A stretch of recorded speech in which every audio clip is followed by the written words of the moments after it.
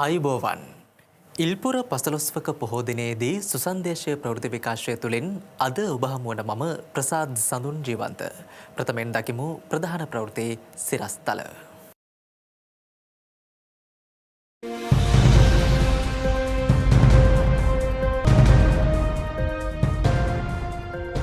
ශාසනික ඉතිහාසයේ වැදගත් සිදුවීම් රැසක් සනිටුහන් වූ ඉල්පුර පසළොස්වක පොහොය දිනය අදයි.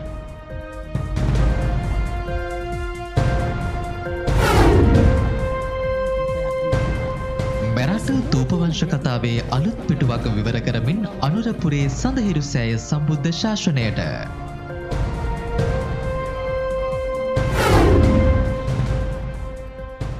බුද්ධංගලින් සසුනට එක්වන සමාධි බුද්ධ ප්‍රතිමාවේ සර්වඥ ධාතුන් සදහැවතුන්ගේ වන්දනාවට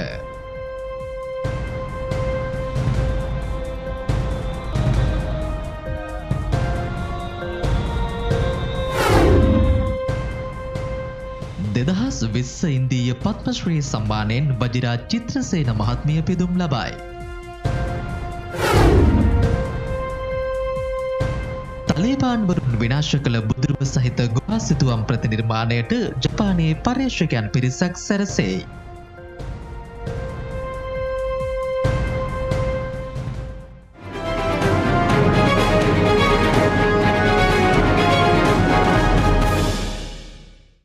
ශාසන ඉතිහාසයේ වැදගත් සිදුවීම් රැසක් සනිටුහන් වූ ඉල්පුර පසළොස්වක පොහෝ දිනය අදට යෙදී තිබෙනවා. පසුබස් පවාරණය සහ කඨින පූජෝත්සවයේ නිමාව සනිටුහන් වන්නේද ඉල්පුර පසළොස්වක පොහෝ දිනයේදී. කොණ්ඩඤ්ඤ වප්ප බද්දිය මහානාම අස්සජි යන පස්සක මහණුන් සහ ගිහිගේ කලකිරීම නිසා පැවතිභාවයට පත් වූ යසකුල පුත්‍රයාත් ඔහුගේ මිතුරන් 50 දෙනාත් වූ සම්බුද්ධ ශාසනයේ ප්‍රථම රහත් 69 බොහෝ දෙනාගේ හිතසුව පිණිස ලෝකානුකම්පාවෙන් ධර්මචාරිකාවේ යෙදෙන ලෙස සිදු කළ සම්බුද්ධ දේශනයට අනුව ධර්මචාරිකාව ආරම්භ කළේ අදවන් ඉල්පුර පසළොස්වක පොහොය දිනයකදී. එසේම බුදුරජාණන් වහන්සේ තුන්බෑ ජටිලයන් දමනය කිරීම පිණිස උරුවෙල් දනව්වට වැඩම කිරීමත් මෛත්‍රී බෝසතාණන් වහන්සේ නියත විවරණ ලැබීමත් අගසව් සැරියුත් මහතෙරුන් වහන්සේ නාලක නම් උපන් ගමේ උපන් නිවසේදී පිරිනිවන් පෑමත් යන සුවිශේෂී ශාසනික කරුණු සිදුවීමත් පසුවස් පවාරණය සහ කඨින චීවර පූජාව සිදු කළ හැකි අවසන් පොහොය දිනය වීමත් යන සුවිශේෂී සිද්ධීන් මුල් කොට ගනිමින් ඉල්මස පුර පසළොස්වක පොහෝ දිනය බෞද්ධයන්ට ඉතා වැදගත් සුවිශේෂී පොහොය දිනයක් වනවා. මේ අතර අදට යෙදුණු ඉල්පුර පසළොස්වක පොහෝ දිනය වෙනුවෙන් බෞද්ධ අමාත්‍යාංශයේ වැඩසටහන් මාලාව ජනතාවගේ සහභාගීත්වයෙන් තොරව පැවැත්වුණේ කොළඹ 7 ශ්‍රී සම්බෝධි මහා විහාරයේදී. ඒ ශ්‍රී සම්බෝධි මහා විහාරාධිපති බෞද්ධ අමාත්‍යාංශයේ කරු සභාපති පූජනීය බොරලන්දේ වජිරඥාන නායක ස්වාමීන්ද්‍රයන් වහන්සේගේ අනුශාසනයෙන්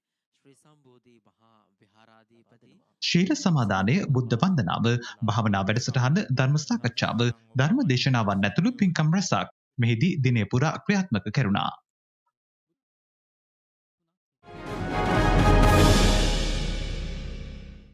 රට වෙනුවෙන් දිවිපිදූ වීරෝදාර රණවිරුවන් සිහි කරමින් මෙරට දෙවන විශාලතම චෛත්‍යය ලෙස අනුරාධපුරයේදී කළ සඳහිරු සෑය අද සම්බුද්ධ ශාසනයට පූජා කෙරුණා. ඒ මෙරට තූප වංශ කතාවේ අලුත් පරිච්ඡේදයක් ආරම්භ කරමින්. වටිනාකම හොයාගන්න පුළුවන්. වසර 40ක් දශක 4ක් පරාදීනව පැවතී ලෝකෙම නැති අප සතුව පමණක් ඇති උදාහරණයක් පිළිබඳ අපි හැමෝටම දුලක්ෂි කිව්වා වගේ අභේදානය ලබා දෙන්නට ගෙන රණවිරුවන් මහා ශ්‍රේෂ්ඨ මෙහෙයුමක් දියත් කරනවා. ඒ මෙහෙයුමේදී හරියටම කිව්වොත් 28708 දෙනෙක් රණවිරුවෝ තමන්ගේ ජීවිතය මේ මව් පොළොව වෙනුවෙන් පූජා කරනවා. 60000කට අධික පිරිසක් තුවාල ලබනවා. අදටත් 18000ක් පමණ රණවිරුවෝ තමන්ගේ අත්පා අවසඟව දැස් නොපෙනෙන බොහොම දුක්ඛිත තත්වයකින් ජීවිතය දෙස උපේක්ෂාවෙන් බලා සිටිනවා. පූජනීය මහානායක ස්වාමීන්ද්‍රයන් වහන්සේලා වර ප්‍රමුඛ පූජනීය සංඝරත්නය ප්‍රමුඛ කරගනිමින් ජනාධිපති ගෝඨාභය රාජපක්ෂ සහ අග්‍රාමාත්‍ය මහින්ද රාජපක්ෂ යන මහත්වරුන්ගේ සොරතින් සඳහිරු සෑය ශාසනයට පූජා කිරීම පිළිබඳව වන සමරු ඵලකය මෙහිදී නිරාවරණය කළා. සකල විද ජන වර්ගයන්ගේ සංඝ වගේම සිවිල් සිවිල් ආරක්ෂක බලකායේ අධ්‍යක්ෂ ජෙනරාල් ආශිර්වාදය ලබා ගන්නට වාසනාව. පූජනීය සංඝරත්නයේ ආශිර්වාදයේ මැත්තේ සෑයේ කොත්තහන්සේ නිරාවරණය කෙරුණේ ඉන් අනතුරුමයි.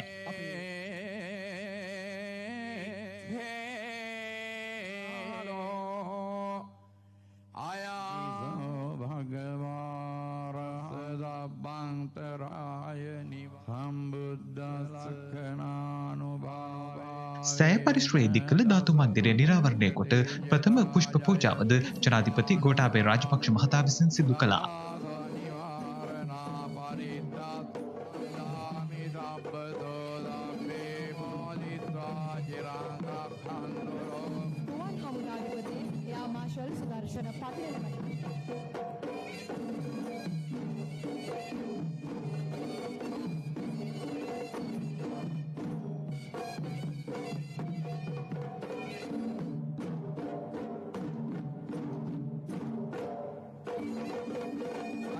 අධිපති මහා විහාර සංඝ සභාවේ සභාපති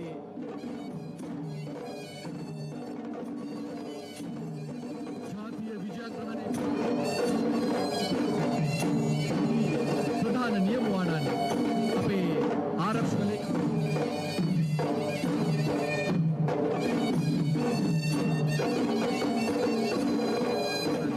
එවැගේම සෑය පරිශ්‍රය ස්ථාපනය කළ 12 මහේ පහනද මෙහිදී නිරාවරණය කෙරුණා.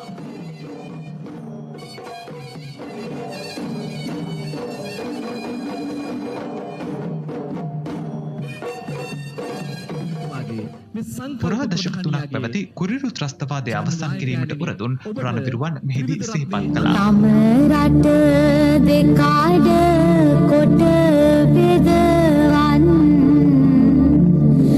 නට සිතුව නිම කළ නොහෙන රුපු අරගල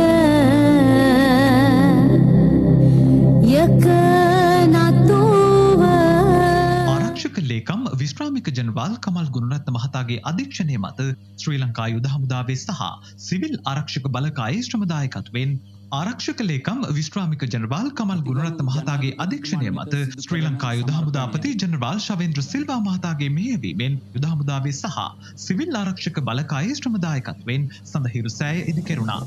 මෙහිදී සඳහිරු සෑයේ ශාසනයට පූජා කිරීම පිළිබඳව වන සංදේශය ආරක්ෂක ලේකම්වරයා විසින් ජනාධිපතිවරයා වෙත බහර දුන්නා. සිට අවසානයේ දක්වාම වටපිරිස් ඒකරාශී කොටගෙන මහා මෙහෙවරක් කරන ලද කර්නල් බලගණයන්හි එකතු පහදුව මත මූල්‍ය සහ ශ්‍රම ශක්තිය යොදවාගෙන පරිසමාප්තිය සහ සම්බන්ධ වනු සහභාගී වනු සෑම අංශයකම අය නියෝජනය කරනවා.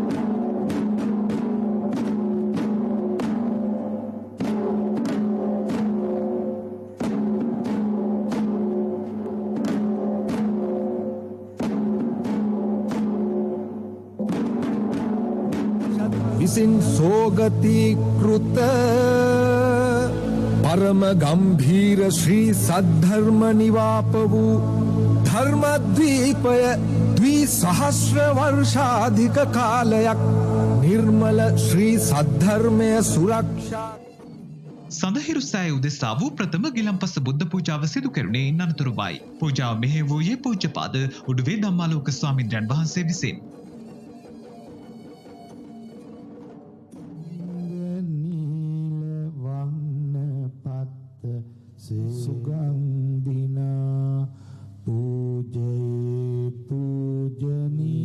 අභිනවෙන් නිදි කළ සඳහිරු සෑරද වන්දනාව පූජ්‍යපාද පදලංගල ධම්මදේව ස්වාමීන් වහන්සේ විසින් සිදු කළා.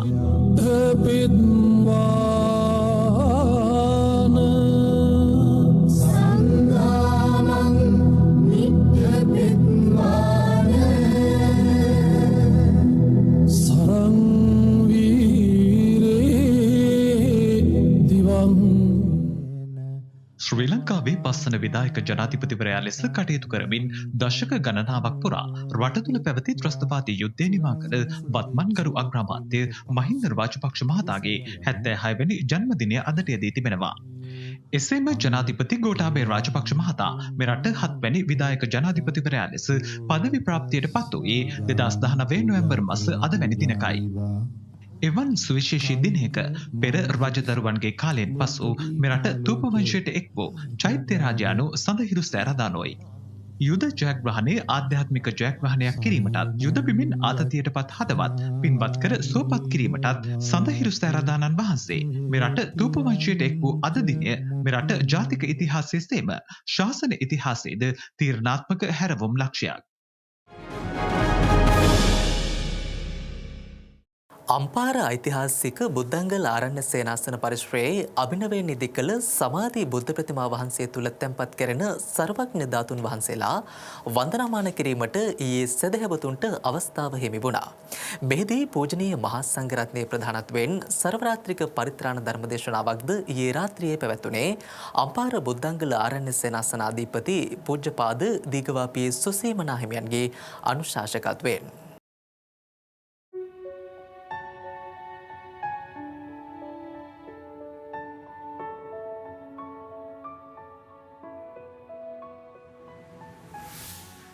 බොද්ධංගල දහම් මණ්ඩපයේදී සදහැවතුන්ට සර්වඥ ධාතුන් වහන්සේලා වන්දනා කිරීමට අවස්ථාව හිමි වූ අතර ඊයේ පස්වරුවේ සර්වඥ ධාතුන් වහන්සේලා අලංකාර පෙරහරකින් සමාධි බුද්ධ ප්‍රතිමා දහම් මන්දිරයේ වෙත වැඩම කරවුවා.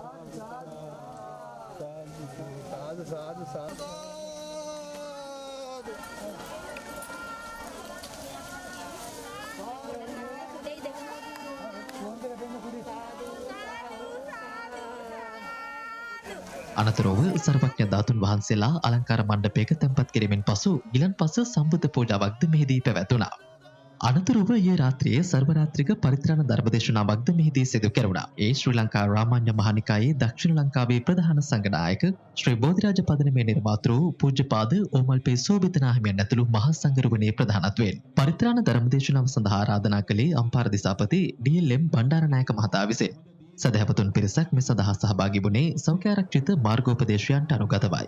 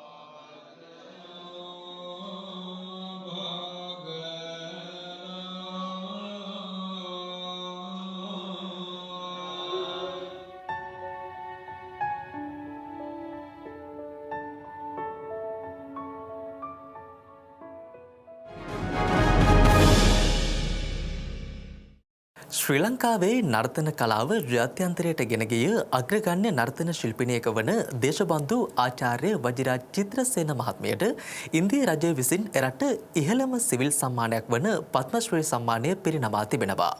එම සම්මානය අග්‍රාමාත්‍ය මහින්ද රාජපක්ෂ මහතා ඉදිරියේ ශ්‍රී ලංකා ඉන්දිය මහකොමසාරිස් ගෝපාල් බග්ලේ මහතා විසින් ඊයේ එතුමියට ප්‍රදානය කළා.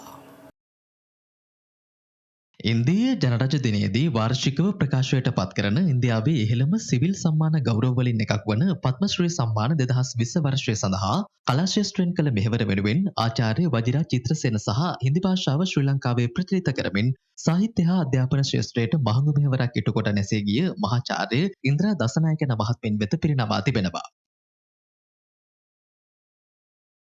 ඒ අනුව වජිරා චිත්‍රසේන මහත්මියට අරලියගහ මන්දිරයේදී අද එම සම්මානය ප්‍රදානය කළා. ඒ ශ්‍රී ලංකාවේ ඉන්දිය මහ කොමසාරිස් ගෝපාල් බග්ලේ මහතා විසින්. හෙළේ මහා ගාන්ධර්ව ආචාර්ය පණ්ඩිත WD අමරදේව මහතාද 2002 වර්ෂයේදී මෙම පද්මශ්‍රී සම්මානයෙන් පිදුම් ලබා තිබෙනවා. මේ සඳහා බුද්ධ ශාසන ආගමික හා සංස්කෘතික කටයුතු අමාත්‍යාංශයේ ලේකම් මහාචාර්ය කපිල ගුණවර්ධන මහතා සහ ඉන්දිය මහ කොමසාරිස් කාර්යාලයේ නිලධාරීන් සහ ආචාර්ය වජිරා චිත්‍රසේන මහත්මියගේ පවුලේ සමාජිකයන් ඇතුළු පිරිසක් සහභාගී වුණා.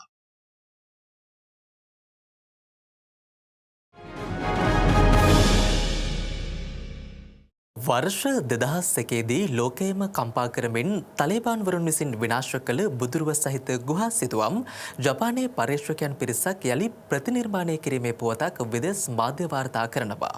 ඒ පිළිබඳව දකිමු අද විදෙස් පුවත් තුළින්.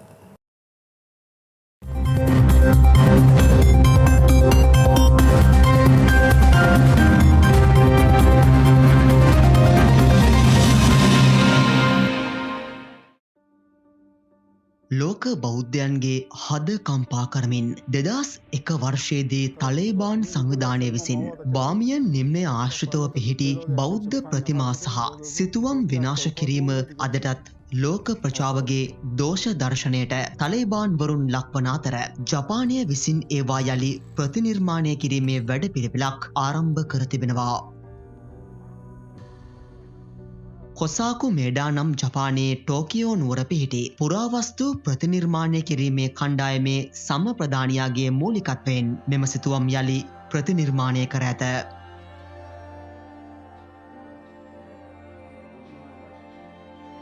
මෙහිදී අදාළ සිතුවම විනාශ වීමට පෙර ආතුව ජපාන පුරාවිද්‍යාඥයින් විසින් ලබා ගන්නා ලද එහි ඡායාරූප 100කට වැඩි ප්‍රමාණයක් ඩිජිටල් ක්‍රමවේදයෙන් සකස් කිරීමට ඔවුන් කටයුතු කර තිබෙනවා. අනතුරුව ඔවුන් එය ගුහාවේ වක්‍ර පෙනුම ලැබෙන ආකාරයට පිහිටුවා සාම්ප්‍රදායික තීන්ත යොදා ගනිමින් එය වර්ණ ගන්වා මෙම සිතුවම් නැවත ප්‍රතිනිර්මාණය කිරීම සිදු කර තිබෙනවා. කොසාකු පවසන ආකාරයට කෙදිනක හෝ මෙම බාමියන් නිම්නය ආශ්‍රිතව සාම කෞතුකාගාරයක් ස්ථාපිත කිරීම සිය අදහස බවත් එසේ සිදු කිරීමට හැකිවහොත් මෙම සිතුවම් එහි ප්‍රදර්ශනය කළ හැකි බවත් ඔහු වැඩිදුරටත් සඳහන් කළා. これは復元する行為によってですね、やっぱり文化っていうのは ඒත් සමගින් අදට නියමිත සුසන්දේශය ප්‍රවෘත්ති විකාශය නිමාවට පත්වෙනවා. YouTube සහ සුසන්දේශය Facebook පිටුපස්සේ දිනපතා විකාශනය වන ලංකාවේ ප්‍රථම සහ එකම බෞද්ධ ප්‍රවෘත්ති විකාශයත් සමගින් ඔබට දිනපතා එක් වේ හැකි. ඔබ සැමට සුවදායි රාත්‍රියක්. සම්මා සම්බුදු සරණයි.